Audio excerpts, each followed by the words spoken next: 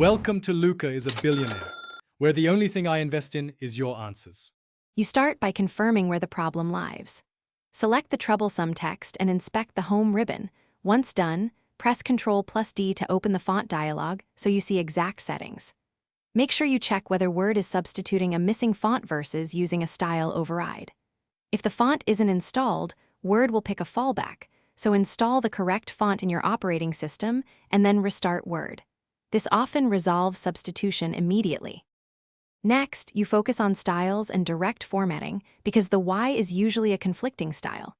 Apply the intended style, then modify that style's font so every use updates at once. Once that's set, clear direct formatting on affected text to remove overrides. Also inspect design fonts to ensure the document theme fonts aren't forcing a different face. If multiple sections differ, update the style in each section, then save normal. .m if you want that. Finally, you complete the fix and add one robust safeguard. Embed fonts when saving so recipients see the same type. Go to File Option Save and check Embed fonts in the file. If fonts still render incorrectly, repair Office through Control Panel or reinstall the problematic font because file corruption or a bad installation can cause persistent issues.